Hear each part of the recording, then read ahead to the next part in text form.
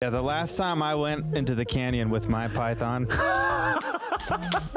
things did not end well. Thought you had your shit together, but damn, I was wrong. And she's eating the microphone. I know. She's right She eats there. it so well. It's so stark because now there's no sustained notes. It makes me angry. I feel angry. It's a fucking ducking flute. It's a fucking ducking flute. It's sidechained to her vocal. And all that and more today on Professional Musicians React. Let's jump in. We're listening to Billie Eilish's new album, Happier Than Ever. A few tracks off her new album. This is her second studio album, produced by Phineas O'Connell, her brother. Before we jump into listening to the song, we got to introduce our professional musicians in the house. We got Ryan Lerman. Ryan is a guitar player. He's played with John Legend. He's played with Ben Folds. We got Mario Jose. Mario has sung on the show The Simpsons. Oh my God, what? Mario is also a background singer for Dua Lipa. We got Danny here. Danny is a singer, has done a bunch of tunes with Scary Pockets, has sung with freaking Joe Cocker, has sung with Tom Jones. There's more. I'm saving them for a future episode. Danny's resume is long, and it would take up the whole episode if we were to go. Yeah, right. Let's talk Billie Eilish. The song is called Lost Cause. Mario, you were a fan of Billie? I'm a fan. I don't know what her fandom name is, but I'm a fan. Oh, it's like Little Monsters or some shit, like Lady Gaga. Fan. Yeah, what are you if you're I'm an eyelash. You're an Billie's eyelash. Okay, here we go. This is Billie Eilish. Ooh.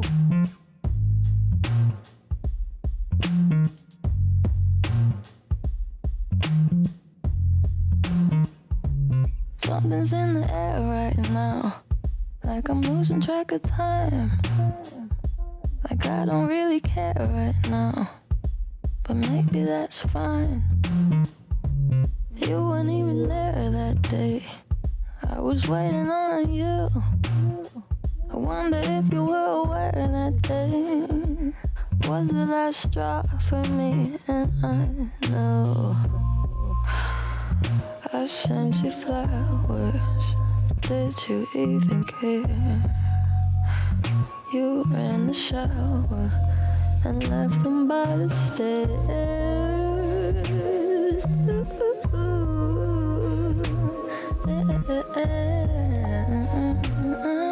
Thought you had your shit together, but damn, I was wrong. You ain't nothing but a lost cause, and this ain't nothing like it once was. I know you think you're such an outlaw, but you got no job. They fucking deserve everything that they have gotten, right? Like, isn't that nice when you see somebody explode and you're like, yeah, that. I get it. Yeah. There's like again, it reminds me of Kiss a little bit. Like very simple, very clear, very sparse, but well-crafted sounds. Yep, and beautiful lyrics and the way she sings them. Like the whole thing starting just with the bass. I mean, going to sing to the bass. Are you kidding me? I love the bass. Yeah. And it's just got this whole, and she's eating the microphone. I know. She's But right she eats there. it so well.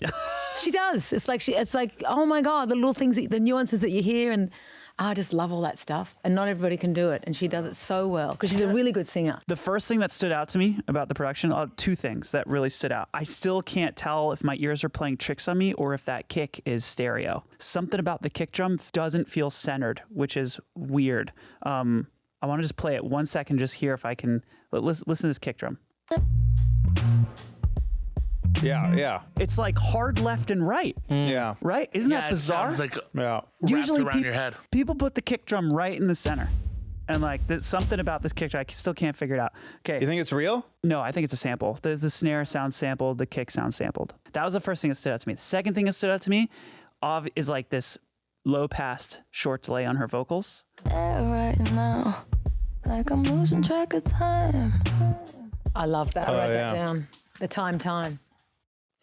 They just like cut it at like 200 maybe or 300, like super hard cut low pass filter with a lot of compression, so you hear some of that grumble on her her attack on that note, and it feels so different and interesting, and it sticks way out in the middle of the mix. It sounds kind of dark for a pop song. Oh, You know yeah, what I the mean? lyrics See, that is The her lyrics are vibe. That's her vibe. too. They just like way less high frequency stuff Right. than most recordings. Yeah. Not only the lyrics being But dark, the production. but yeah. the actual Yeah, track yeah. doesn't have a ton of high end in it, and so the things that get the high end stand out. You know what I mean? Her voice.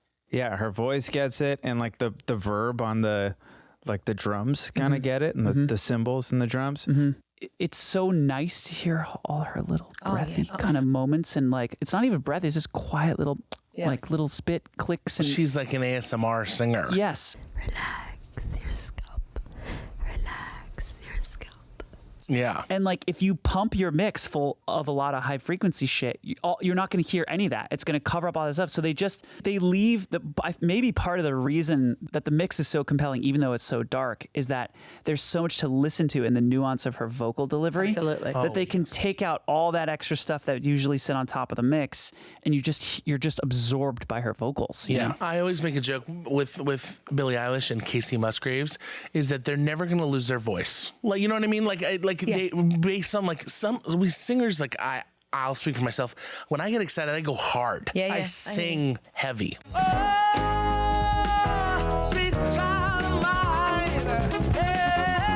Then you're tired vocally, where their performance is like they're chilling, and you could tell in her first album that she could sing her ass off, like soulful, and it's like imagine she just turned the volume down, the soul is all there, and then this little Yeah. and she did these like kind of like Effortless out runs. Yes. Oh no, she can sing. Oh, she can sing. I reckon in 20 years she'll do a jazz record. I reckon she's like been growing up. She's listened to a lot of stuff. I also love, it reminds me of, I don't know if you guys remember the song Luca. My name is Luca. I live on the second floor. I live on the second floor.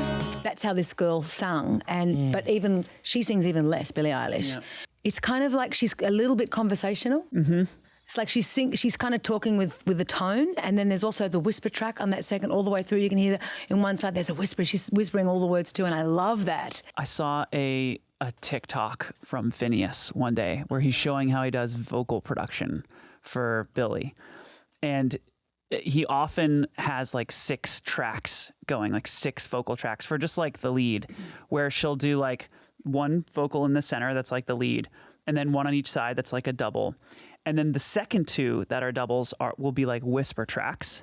And then the third 2 that are triples are talk tracks. Something's in the air tonight. There you go. She'll say it out of pitch, just say it. And it creates this very talky, conversational kind of feeling. I think it's like she's leaning into like a vocal fry the whole time. A vocal fry is something a singer can do to affect a performance. It's like a special effect, and Billie Eilish does it really clearly in "Lost Cause" when she goes, "Nothing but a lost cause." It's a sound in her voice. Yeah, and it's like this and like everything. There's still tone coming through, Yeah. but it's like very breaky and And it's still her chest voice. It's a soft chest voice. She's not doing, it's not head voice. It's still chest voice, but it's because- definitely no air. her head voice is stunning. Like it's just pretty and floaty and healthy. Like it's, you know, she's such a good singer. I love the very top when she goes the first word and cuts out. Something's in the. And you know when singers sing it come in at the wrong point? Yes. I'm sure we've been there Yeah. and done gigs and like, oh, not yet. And I'm wondering if she kind of just did that and he's like, let's just keep it. Yeah. But the volume's so much lower. I know. That's what's Which great. Like makes she was when her testing voice it, testing the actually- mic. Yeah. When her voice actually comes in, it feels so good because that first line, Yeah. Something's in the you're like, oh, they mixed the vocals really low. But then air right now. you're like, oh shit, she's fucking inside my head. But she might have gone, say I was singing this song, track's ready to go, and I go, something's in it. Like I practice the note and then I go onto the track. And she might have just done that too. And they've kept it in. You're absolutely right. That I'm sure Am I that's in the what right key? happened. Something. Okay, let's go. Do you know what I mean? Every time Yeah. before know. I do a take. Always. Something's in the something's in the always. Oh, that's it. It's yeah. Oh my gosh. Because you're like, okay, am I in tune? Yeah, am over I into here? him? I've got, Yeah, I've got how do I sound in the room with my ear, you know? Of Yeah. course. They love those little moments. They just make it feel interesting and unique and raw and fun. It sounds like they're recording together in their Yes, basement. and they're having fun. And the breath she does before, I think it's I Sent You Flowers. Like that little nuance I love Yeah. too. These little things are just so, you don't Yeah. realize how important Full they of are to make the track very better. It's human so good. details. Yeah, Yes. very. The first chorus, cymbals come out, tightens up. You know what I mean? You ain't nothing but a lost cause, and this ain't nothing like it once was.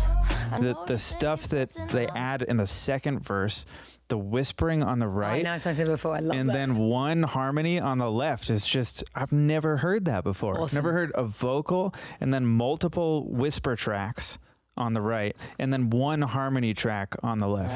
I used to think you were shy, but maybe you just had nothing on your mind. Maybe you were thinking about yourself all the time.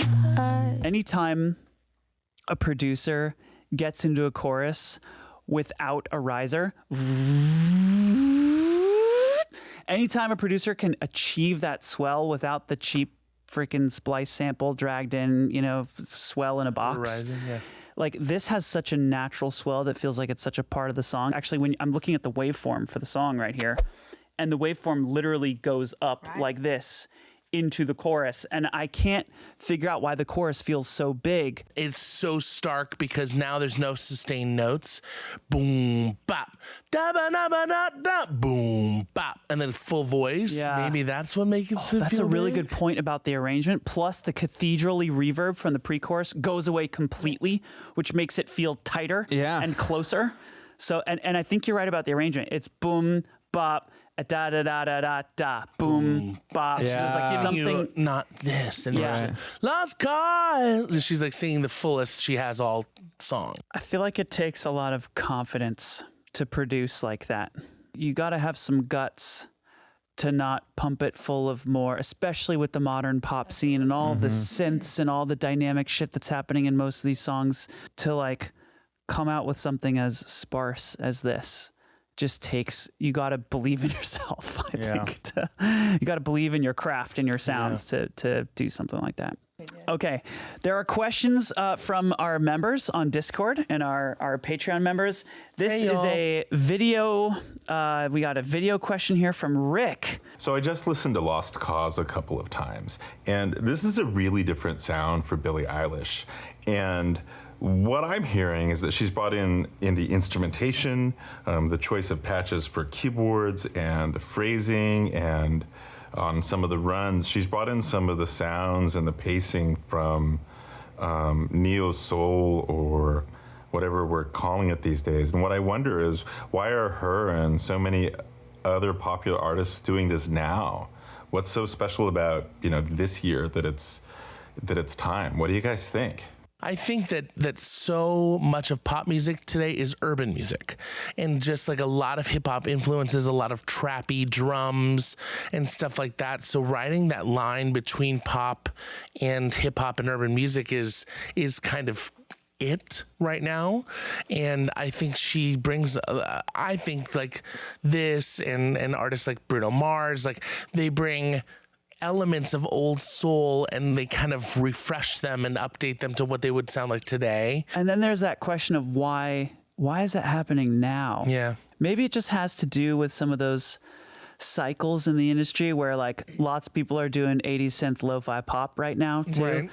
And it's like you go through waves where there's one cool record that like, everybody listens to and it becomes just part of culture. Like for me, there are some Kendrick Lamar records like that where he just does such an amazing job of pulling old jazz samples. This dick ain't free. You looking at me like it ain't a receipt, like I never made ends meet, eating your leftovers and raw meat. This dick ain't free. Working with incredible jazz musicians and then that kind of becomes like a whole vibe that lots of people use in their records. Yeah, maybe it's those cycles in music history. Okay, these are our little factoids, lightning round. Hey, you don't look at that. I can't see that. Do you think I can see that at my age? I haven't got my glasses on. I Fucking Danny's trying to cheat here. promise I'm not. I can't see anything. What is Billy's middle name?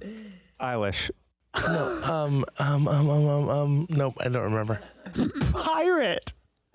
No, it's not. That's what it says. Is it really? Joe, are you shitting me? This is a true story.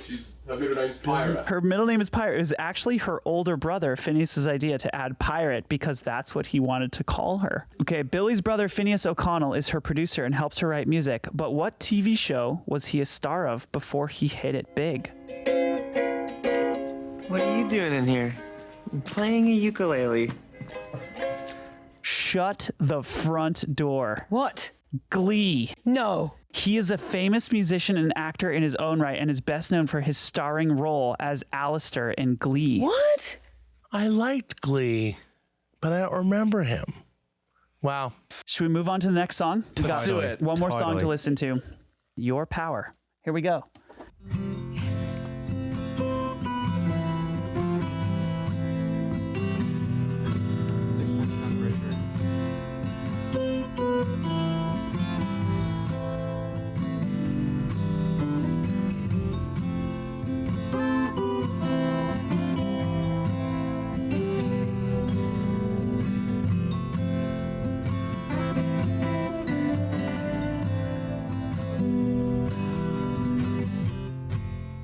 Try not to abuse your power. I know we didn't choose to change.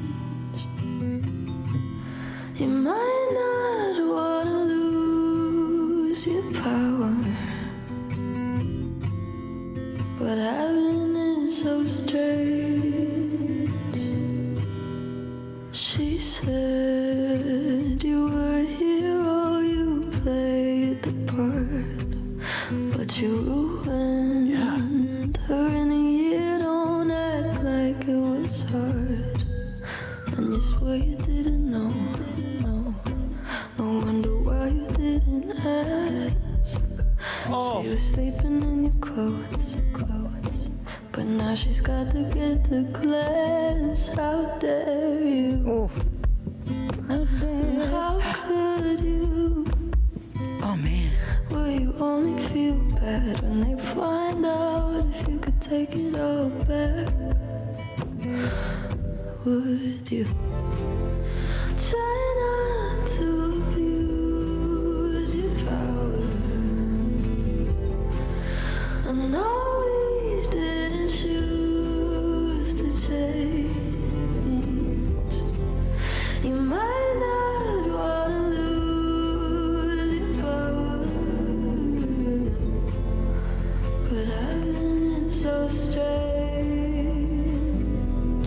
It makes me angry. I feel angry. You look angry. It's so creative. You know, like sometimes you listen to music and it makes you mad because you're just like, you immediately go inside and you're like, I will never be that, you know? This is like hearing that track and his use of sub bass and like everything below fucking 200 hertz. He's so good at that frequency range. I feel like Finneas has mastered 200 hertz and below in the most creative, unusual, cool ways. One of the characteristic things about Billie Eilish's tracks is the use of low frequency and its volume with respect to high frequency information. Finneas is so good at this low frequency stuff. Her mixes often sound dark because they're turning up a lot of the low frequency components of the mix. So you can listen to these interesting, wonderful low frequency things. And then her voice is what's occupying the higher frequencies of the mix. And that just is a characteristic Billie Eilish thing. When you hear those mixes now, you know that's a Finneas track, that's a Billie Eilish track. It's become part of her signature sound, in my opinion. And then his drum production, his percussion production. Oh, yeah, the percussion's insane. Like, I just, whenever I feel like, sometimes it's like, look, there's kicks, there's snares, there's hi-hats, there's not much more you can do, okay? There's fucking drums, put the drum track down, and then you hear a song like this, and you're like, Oh. that, like, but you can do so much cool shit with percussion and low frequency stuff, and he just gets so much groove with shit that I can't even figure out how he's doing it. Oh, it makes me angry. I heard him talking about how he records a lot of stuff on his voice memos that he'll put in a song. There's like he'll be at the dentist, or maybe they'll both The do it. drill. The drill. Yes. Well, I feel like a lot of music producers have like the same toolbox, and I think like to me as a producer, like I always want something to set my stuff apart, and so I'll walk around with just an iPhone will work, but sometimes I'll bring like a little mobile recorder, and I'll just like if I hear an interesting sound, I'll just record it, and then later I'll listen through them and I'll go like, I wonder how I can use that. Wow. You heard the siren at that one point. It's hard, and you sway. Yeah. It just sounds like he recorded a siren that's Popped it going in. by outside his window. And then, anyways, I think that's the details of just everyday sort of recording everyday stuff and finding tiny moments that just kind of tweak your ear a little bit is cool and unique. It's also great because when we're in the bedroom recording, whatever we're doing, especially on lockdown, we always wait for the noises to be quiet. Right. Like if we hear a siren, the next door neighbours or whatever, and they've kept, that's what I love. They've just kept it all there. Like, it's real. I love hearing all this. Mm-hmm. You know, right? Yeah. Sorry, I'm taking us back to production. I keep taking us back, but there's one other thing about that verse that I think it's hard to ignore for me. There's like a flute. I didn't hear it. I think it's side chained to her vocals. It's ducking behind her vocals. So when her vocals happen, the flute ducks in volume, and then in between vocals, the flute comes up for just before she says her next thing, and as soon as she says her next thing, the flute ducks. Oh. It might be a sample of a flute, but listen to this fucking ducking flute. Fucking ducking flute. That I was special, you made me feel like it was my fault. You were the devil, lost your appeal. Does it keep? Oh yeah. Yeah. But when she sings "Fall," the flute ducks out completely. I think it's a flute. It sounds just like a synth with a tram on it, but It might be that, but it's like a fluty synth nonetheless. synth. Yeah, It's very Miss it's a Miyagi. fluty synth. it's ducking. a fucking ducking flute. It's a fucking ducking flute. It's side chained to her vocal. That's another thing about Phineas and weird ass choices. Yeah. Usually people duck shit behind a kick drum. Right. They don't duck. Well, actually, that's not true. Sometimes people duck synths and stuff behind vocals. Yeah. But in a moment like that, to just let it pop its head out every once in a while, is such an interesting choice.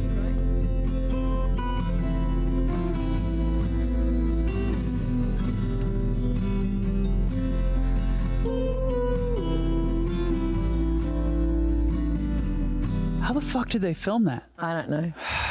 A really steady drone. No, I mean the snake. Oh, God, no. Well, I think it's probably CGI. You think for part so? of it. oh, it looked real. It looked real to me. Yeah. It was getting tighter, but it has to be CGI, doesn't it? Yeah, well, like when it's like around her neck and her stomach, probably. Neck in her stomach, and then the drone just pulls out and there's no crew around her. There's no safety. There's no animal trainer. There's nobody around for a fucking mile. There's no animal trainer. Well, I'm just saying that's why I'm like, how do they film? Like, she can't be sitting there with That's a good point. That's a with good a point. python wrapped around It her might neck. be her pet that she's trained. Yeah. Sorry. It might be Her what? pet that she's trained. Some people have Exactly. pet snakes. Oh, her I was just her pet. Oh, Sorry, oh. her pet. Her pit. What did she train her pit to do? Exactly. Yeah, the last time I went into the canyon with my python, things did not end well. Dot, dot, dot. Thank you for tuning into Professional Musicians React. We make new videos every week, so if you enjoyed this, please consider subscribing. Leave us a comment in the comment section down below if you have a suggestion for what we should listen to next, and we will see you next week. Thank you. Arrivederci.